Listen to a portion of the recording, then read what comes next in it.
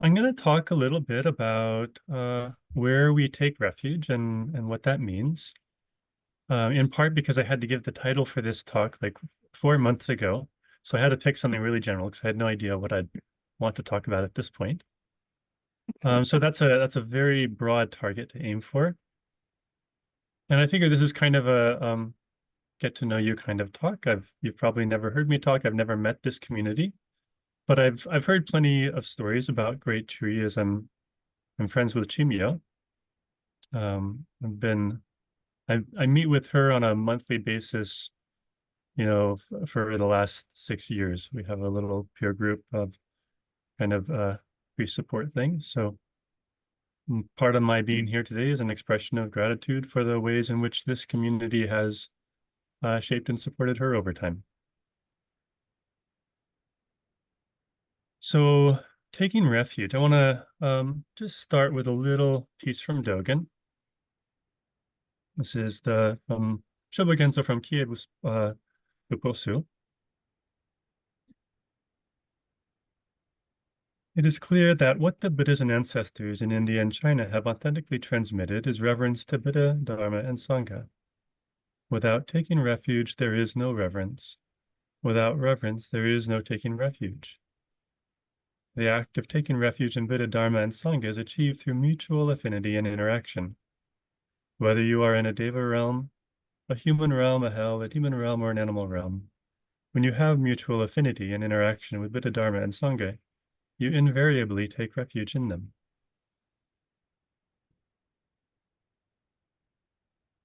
So the literature around this can get a little flowery, right? It's extra help noticing that this is important, right? Like it's like you can have a pretty good idea if a calligraphy scroll is a good one by looking at the paper that's around it, or the fabric it's wrapped in, or the cord that wraps the fabric, or the box that the scroll is put in, or the bag or the wrapping cloth that the box is then put in, right? Like all of those stuff are kind of signals of like, oh, this is what that means. That something about this is special, even if we don't know anything about evaluating or appreciating calligraphy. In this case, Dogen's is trying to help us notice that taking refuge is a really critical opportunity. And it's a critical opportunity. It's vital because life hurts, right? Dukkha exists. Things don't work out the way we'd like them to. Loved ones get sick. If we're lucky, we'll get old, and that can be unpleasant at times. Certainly, we're going to die, right? These are all Buddhist basics. These are the things that the Buddha noticed when he played hooky from his sheltered life as a prince. Went out into the world, noticed the four sights. And there are less consequential things like deadlines and red lights and embarrassing mistakes and stub toes and social misattunements, right? That we encounter on a daily, hourly basis. We're inhabiting a Saha world, right? One aspect of that truth is that we make our way through life, through this conditioned existence as a finite being. And so there's a real obvious inadequacy there. Of course, something that appeals to many who are doing this practice is that there's also an unconditioned truth, right? A lack of being, along with anicca is anatta, non-self, which is also true. But it tends to be harder to notice, right? We're pretty good at noticing suffering, at least at the initial level, right? And so that's one of the things I want to pull out in today's talk of like the varieties of noticing.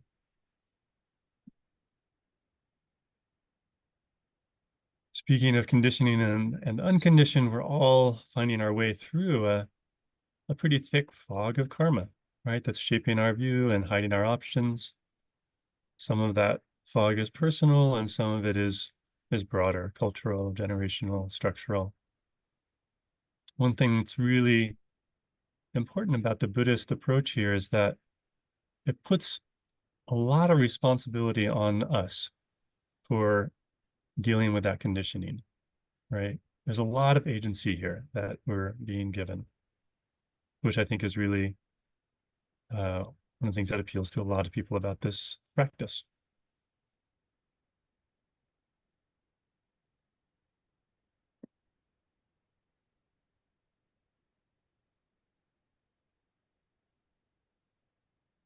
Dogen says, taking refuge in means returning and relying upon. Returning is like children returning to their parents. Relying upon is like citizens relying on their king. This phrase implies that you are liberated by doing so.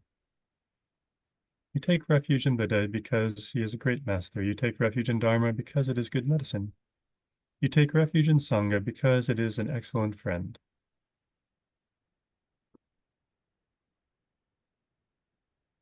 Often when we think about the word refuge, we tend to bring to mind more dire situations. Examples when there's a really obvious, maybe overwhelming problem, and a clear choice and effort to a solution that makes the problem go away. And I'm interested, especially for this talk, in the more everyday, less consequential things, right? I think they're actually more helpful from a practice perspective for several reasons. These are like the stub toes and the misattunements, right? Those kinds of things that happen many times a day. I don't know how often you stub your toes, but I have big feet. So one reason, first off, is just repetition, right? Like it happens many times a day. We're going to get so many more opportunities to experience these kinds of everyday sufferings. All component things are marked by dukkha. So it's going to show up extremely frequently. And it's more a matter of how closely we're paying attention. Some of the suffering that we experience doesn't really rise to the level of conscious attention. Perhaps that's because it's too subtle. Perhaps it's because we're distracted or defending, right? But insofar as it does, then that's an opportunity to practice. And just as a little personal note, like that's actually what set me on this monastic path. I was doing my first month-long retreat at the temple. I was in residence and just trying out residency for a month. And we have oats every morning for breakfast here. And I noticed one morning as I was like bringing my spoon to my mouth that like that spoonful, it didn't have the right proportion of oats to milk. And I felt suffering. So that's a pretty, on the scale of like how much suffering, like that's a pretty small suffering there, right? I get that. But what was important about that was not the intensity of the suffering, but what I realized that this level of dissatisfaction and striving to mediate to fix that dissatisfaction was completely pervasive throughout my life. And I could see that all of my relationships and my activities and my interests, like they were built up to shape my life in such a way to kind of contort so that I could experience my life with less of that dissatisfaction. And it was all an indirect means, right? And, like in a fundamental way, ineffectual. And I could see that Zen was offering me something different, right? It was, dispensing with the middleman of fixing life and rather going directly to the source, which is my perception of suffering. And so I changed my approach. I dropped out of med school. I moved in. I said, I'm not going away. And I haven't gone away. I'm still here. So that um, opportunity for many entrances into practice. Um, don't don't turn up your nose at those little things. Second reason is just the level of difficulty, right? We're much more likely to succeed when it's something trivial. Uh, there's a pride piece here for a lot of people. There's a story about like my suffering, my actual suffering is so great.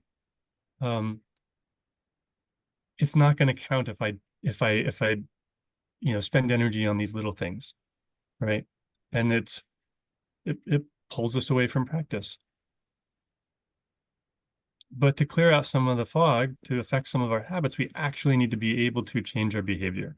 We're going to learn much faster if we're actually functionally able to do the thing that we're aspiring to, whether that's equanimity, whether that's compassion, whether that's wisdom, whatever, right? So if there's a piece of troublesome karma, say some judgmentalness about a certain personality trait that someone has, right?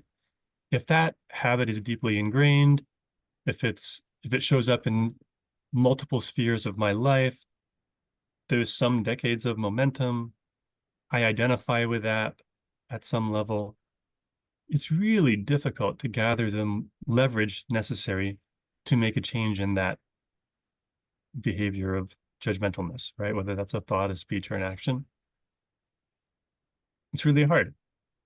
Those are chronic conditions that take a long time to change. If it's something acute and situational, we're much more likely to be successful in bringing mindfulness to bear and finding a more wholesome state of mind in that moment, right? Because of our orientation towards like a narrative structure of life, right? We tend to look for the category, right? Within a particular relationship, we tend to notice the history of like the different interactions, like the keeping score, and to take a moment of suffering and put it into the category. And we feel like we have to deal with a category. And that's just tragic, right? Like there's only the moment, there's only the situation. Like that's where all the leverage is. So like, let's say we're aspiring to have a perfect marriage, right?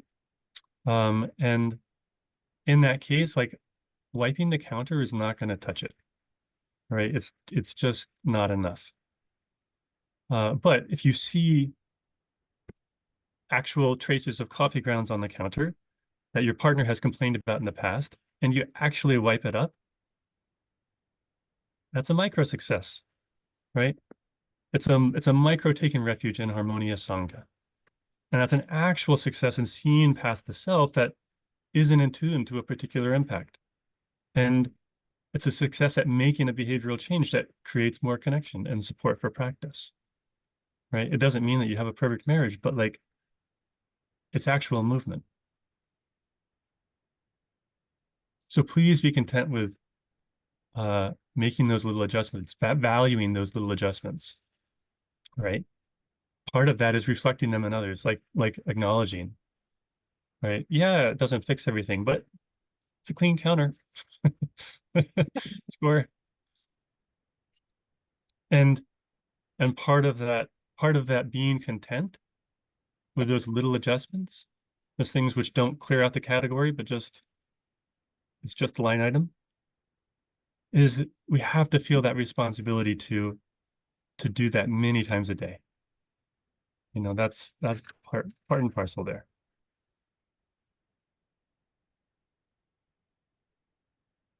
And then a third thing, why I'm a fan of these, micro refuges, these little insignificant, trivial aspects of life that we can affect, is that with these everyday changes, it tends to be more obvious that it's less about identity and more about a moment, right?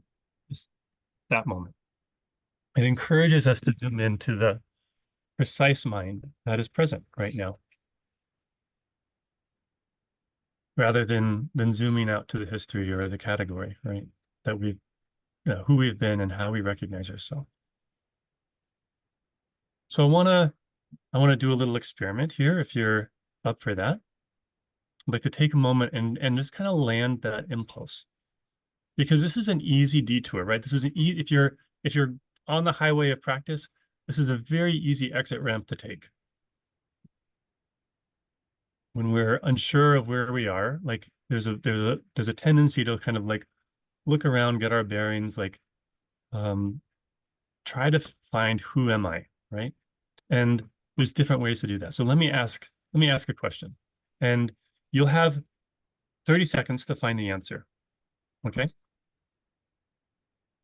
This is a Zen question. What is Eihei Dogen's deepest and most profound fascicle in the Shobogenzo?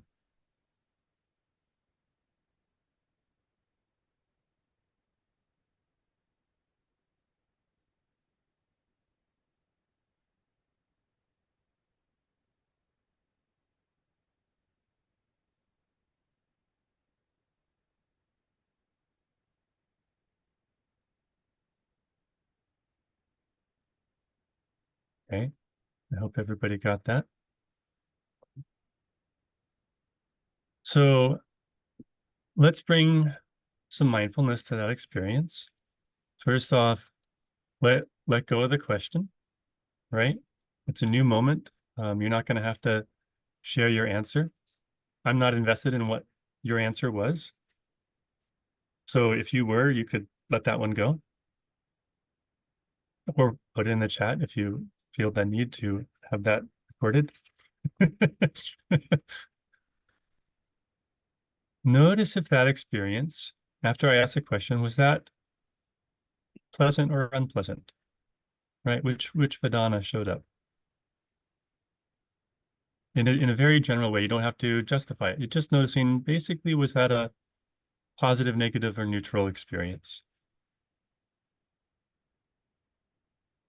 I'm guessing for many people it was mildly unpleasant. I apologize. I hope it's worth it. Some of you probably had some moments of arguing with a question, noticing, having the thought that it's impossible to answer or it depends on the perspective, right? There's probably some effort trying to figure out what I meant with a question, right? Or maybe reviewing Dogen's greatest hits. Could it be Genjo Koan? Could it be Uji? Could it be Bendawa? Could it be the Sansuiko? I don't know. Whatever your greatest hits are. I'm sure each Sangha has the top 10 fascicles.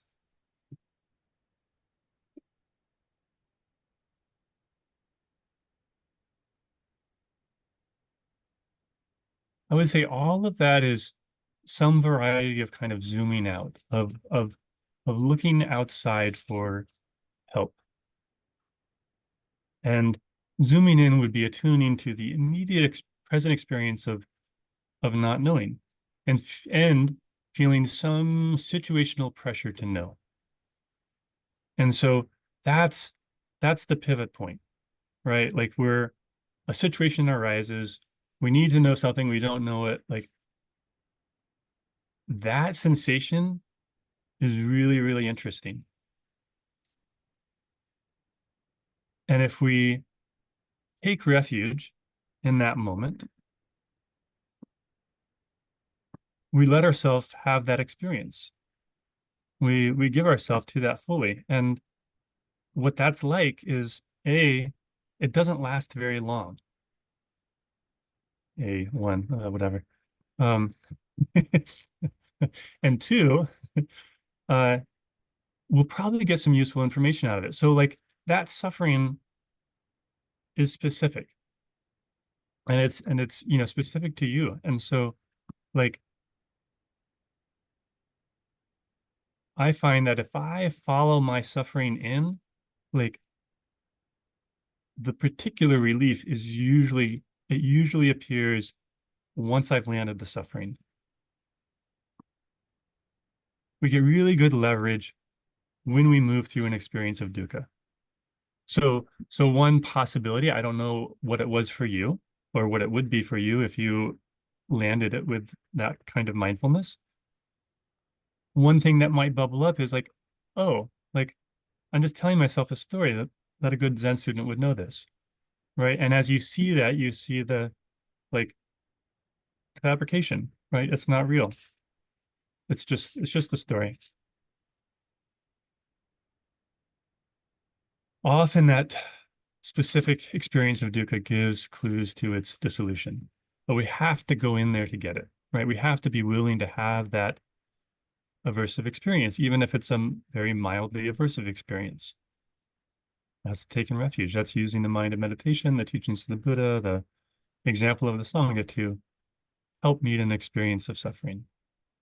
And every time we do that, it gets a little more likely that we'll be able to do it in the future.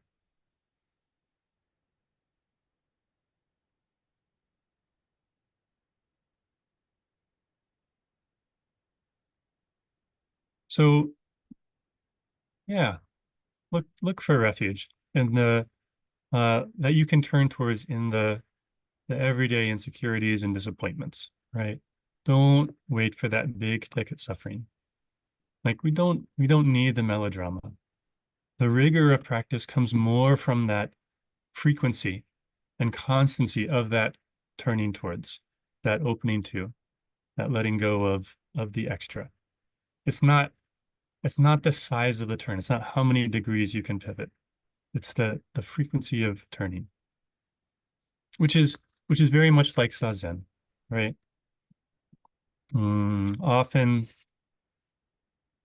as people are gaining traction with meditation, there's an attachment to be kind of fixated on how still the mind is, uh, how much we can let go of thought, and that can really lead to like a tightness or rigidity, right? Over efforting. And I am much more interested in the frequency of noticing that we've departed, right? That we're not present, that we could return, right? It's a much easier, much gentler entrance to a clarified, concentrated mind. Hmm. And and the other piece, like going back to the responsibility, like we do have responsibility for our conditioning, right? That Buddhism stresses.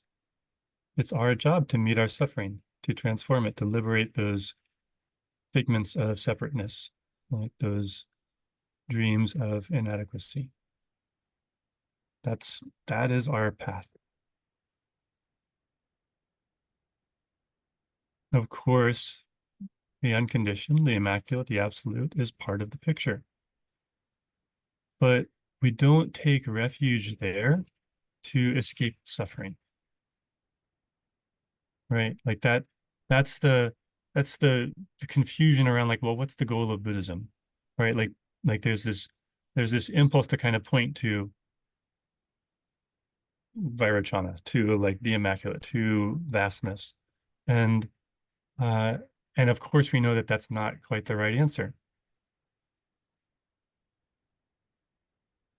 It's that spiritual bypass, right? If we're taking refuge in the absolute to escape suffering.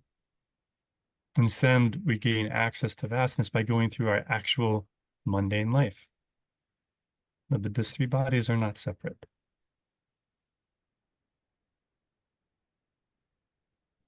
So that's my talk for today. And I'm very curious what happened for you and if there are any questions or how you relate this to your life. I feel yeah, like this is the interesting part now, whatever happens next, because I don't know what that will be.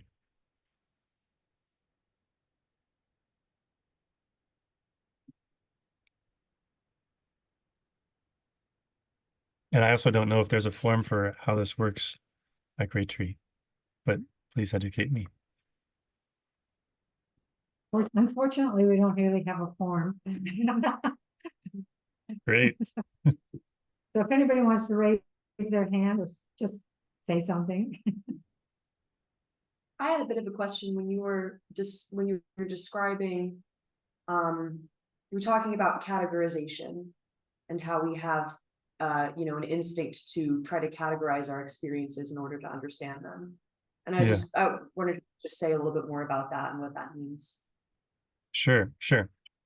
Yeah. So, humans, like, we are phenomenal meaning-making machines, right? Like, we spend a lot of energy on making sense of the world, and we have, like,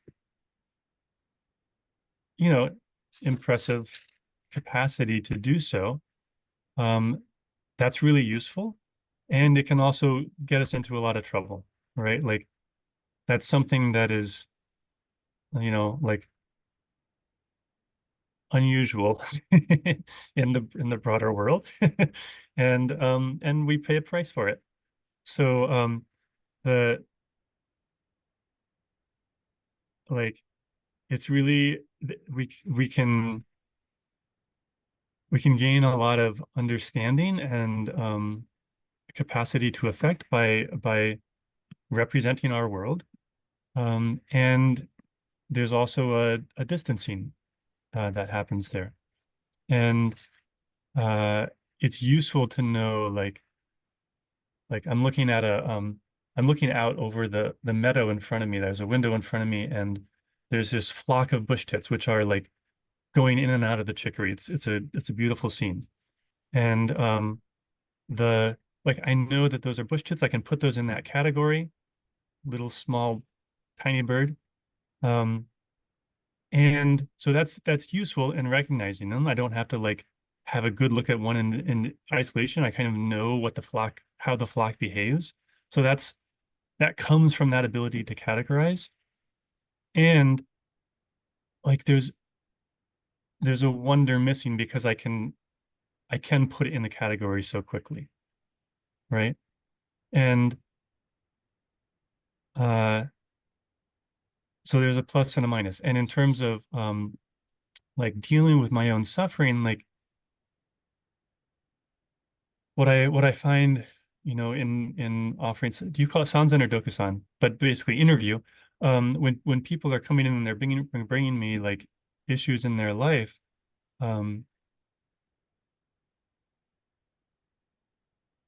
like,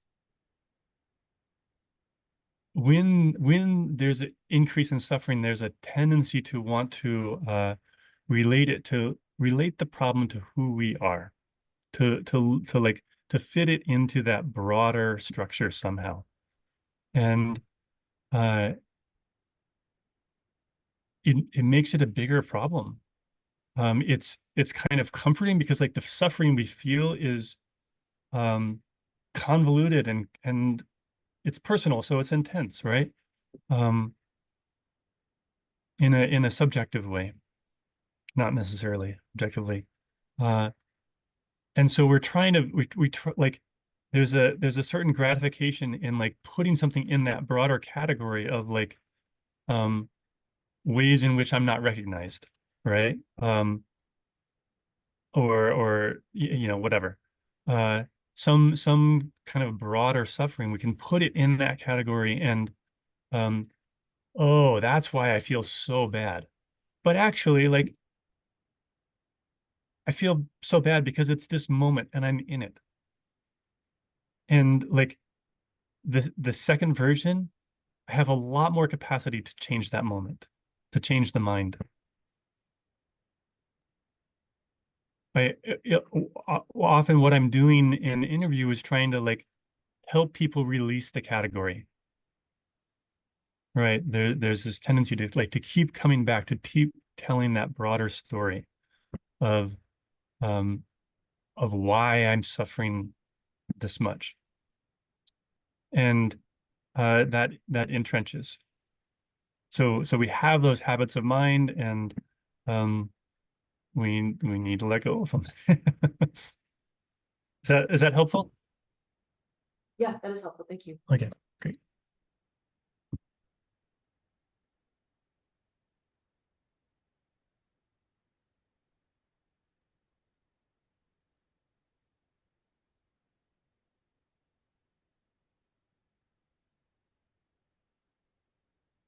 Um, when you're talking about the frequency in which you're turning towards that suffering or kind of, like acknowledging it, Mhm.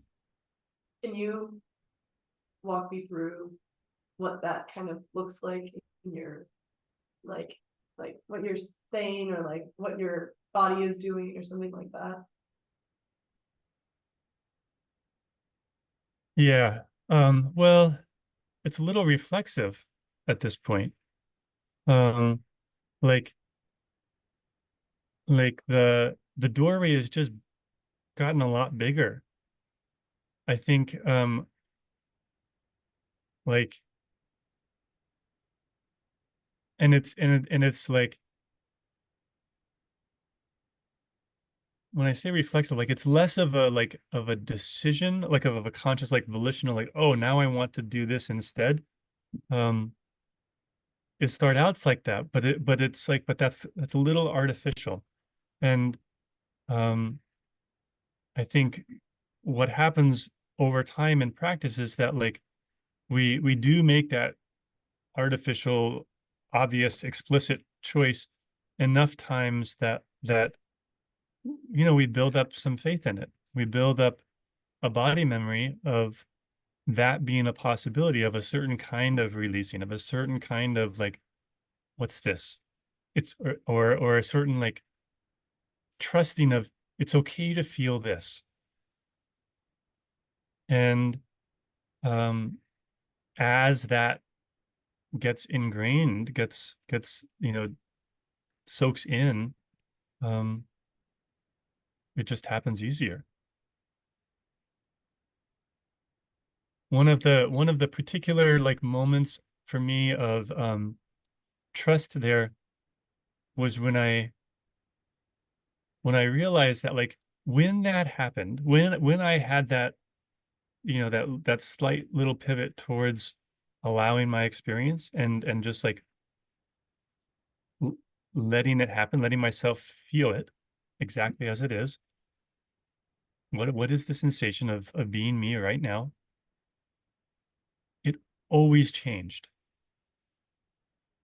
And like that was a huge confidence boost because, like I had lots of unpleasant experiences.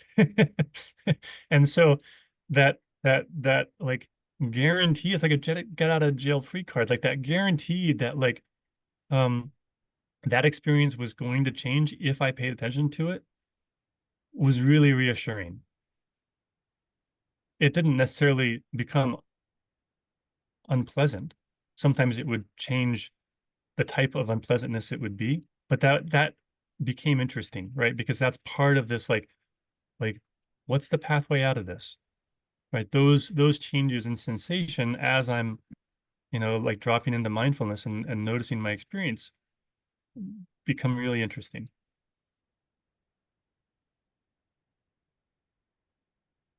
Thank you. Yeah. As you're talking, I was thinking about these kind of like signs that I notice. Like, for example, if I'm sitting and I just want to get up and leave, I come to realize that that's a really good time to stay. You know? But do you have a sense of that? Like, do you have little signs that you notice? Oh, sure. Yeah, yeah, yeah. Um, like, like probably the number one for me is if there is a physical sense of urgency or a cognitive like a verbal internal verbal like telling myself that something has to happen a certain way or a certain time, like I know I'm caught, right? Like that's a huge red flag. Um, because like the reactive mind, the mind which is like getting pushed around by past karma, by previous experiences, which are not currently happening, um, is one that uh, sees few options, right? And urgency is a narrowing of options. Like there's not enough time. And so I know I'm caught in that moment. Yeah. Yeah, similar to like, it's time to bail, it's time to get out. Yeah. So I catch myself with like, like urgency creeping in, numerous times a day. Yeah, like it's just, it happens. I'm geared in that direction. That's a way in which like, you know, that's a particular language in which my practice will tend to be challenged. And yeah, so that's when I've really put some energy into trying to attune to, be aware of.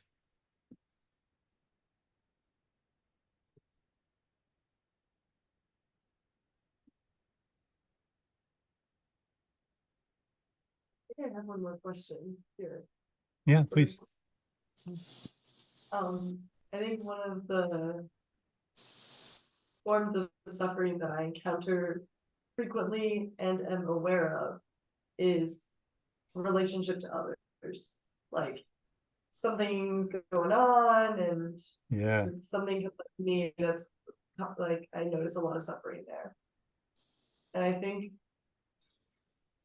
how do you go about communicating the after you notice the suffering within yourself and you're turning towards it and feeling it in your mindfully, what happens next? Would you nice. recommend? Yeah. Yeah, I don't know. Well, often what I find, I let it emerge. Um, Often there's some reframe that's useful, some bit of like perspective shift that helps me understand the situation a little bit differently, that gives a little more freedom. And then like often there's some like some action, something that needs to happen, some kind of repair or and I feel like uh in spiritual communities, like, one of the dangers, I mean, it doesn't have to be a spiritual community, but I'm speaking to one, so I might as well use that as an example. But this could happen at work or school or family or whatever. Um, like there's a tendency to um,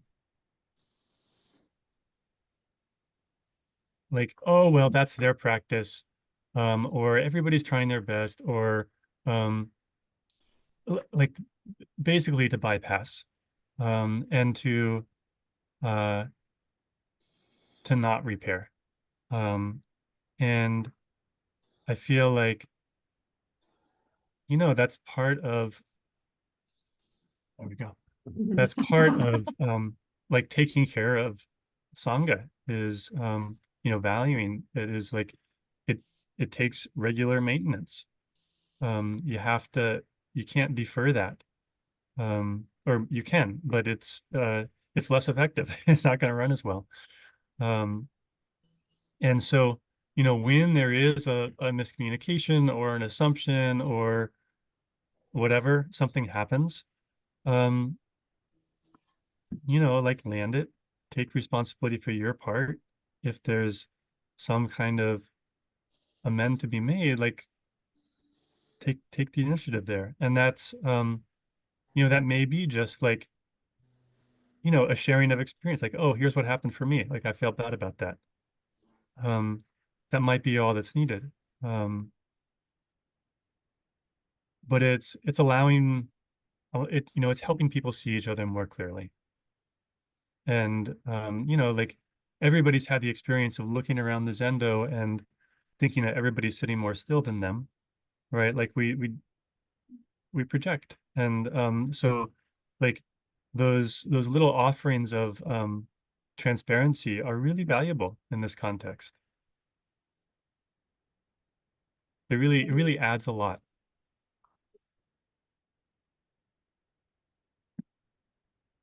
It seems like there are also a lot of layers that keep revealing themselves. Like sometimes when I come up against I have like a big recognition but actually, it's only part of it. It's only Yeah. one piece of it, and then it comes up again, and then, but each time I recognize it, it feels like there's something that sort of lets go a little bit, just a little bit maybe. Yeah. And I think for me, the complexity of what you're talking about within a community is that it's hard for me to know when I really get it enough to talk to somebody else about it. You know what I mean? Yeah. Sometimes I feel like I don't really know what I'm talking about yet. Sure. I think that's really important. I would say knowing what you're talking about wouldn't be a necessary condition. Being able to acknowledge that probably is. And I would be more interested in like can I have this conversation without tightening up? Like if I imagine this conversation, do I get tight? Does my, do I kind of seize up at the throat or the abdomen or something like that? And if so, I'm probably not, it's probably not time to have that conversation, right? Like I probably don't have the requisite equanimity to do so in a way that's going to be wholesome and helpful. That, I mean, for myself, that's been a really good clue. I feel like yes, like our understanding is so limited and we learn so many lessons and so many repeat lessons over time. Yeah, like that humility around like where our understanding is really a key part there. Yeah, thank you. Thank you. Looked like our Florida contingent was gonna say something. I was, and now I forgot. Oh. Okay. But I'm just finding it very helpful, the thing about, this is my interpretation of what you said. Mhm. Oh, this happened again. I'm putting it in this category. Yeah. Yeah. And so I've been working with that. And like I come at it from a couple of places of like, don't do that to others and don't do that to yourself. Be in the moment right here. And I think you said that. I think I'm pretty sure you said that. Yeah. I did have a question. I'll come back to you when I remember it. Okay. Yeah, thank you.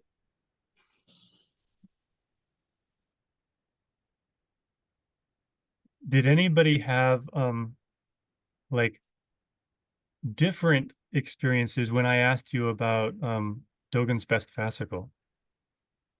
Or did what I kind of gave as examples, did that kind of resonate for most people? Yeah, I like that. I thought it was you were like, oh, is it pleasant or unpleasant? But Yeah. for me, I just found it very funny because when you asked it, I was like, there's no way in hell I'm gonna know the answer to this. So let me just like giggle about it. So Great. it was pleasant.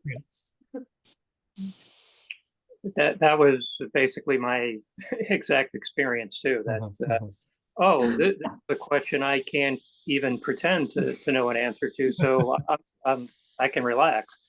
But you know, your talk mentioning of being in situations where the way I heard it was perhaps there's a question being asked. Oftentimes I feel like I need to know the answer or be the provider of an answer. And that's something that I'm working on to back down from. It's like, I don't know the answer and that's okay. Your question didn't bring up any uneasiness to me because that was totally out of my realm. Okay, great. Yeah. So it sounds like, even if that question didn't, bring up that little dukkha, you found your way into it, like from other examples. Maybe I needed to like build it up a little more to create that. It worked. Great. Thank you. We're interested to hear how you felt about it because you do know the passages again. Did you hear her question? Something about like, well, aren't you going to give us the answer? Well, just sort like tape, like I don't know Dogen's fascicles, so it's impossible for me to answer the question. But for someone who does know Dogen's fascicles, it's like I wonder what the reaction is. My first reaction was, I don't teach enough Dogen around here for people to be able to answer that. Sure. And then my second reaction was, there's only one fascicle that I'm really terribly interested in. Ah, So I had to keep landing on that one, but I thought, well, there must be another one. That was kind of my reaction. I was like, oh, you know, I'm a bad teacher because I don't talk about Dogen. Another, like I also haven't read Dogen, and I guess in part of you asking that question, it like a little feeling of like inadequacy almost blossomed up in me. Like rather than just like feeling better because I haven't read Dogen, there was an aspect like, oh, maybe I would be a better Buddhist, or I would understand this talk more if I had read Dogen. And then I enjoyed how you flipped it and then turned it towards mindfulness in the reaction, because to me, you know, that's a little bit more my speed and how I approach Buddhism. So it was a nice roller coaster. Yeah. Great. Yeah. Yeah, So- like Dogen's a trigger for many. Just put it out there. So could you now bring all this full circle and say how this will help us take refuge in our life? If that title still fits. Sure. Broad stroke. Yeah. Let me just land that for a moment.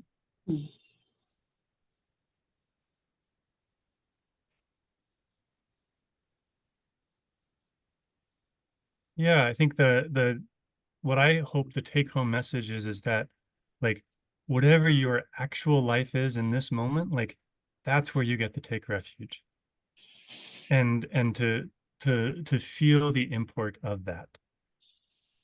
Right? That it's really valuable. And it doesn't have to be otherwise.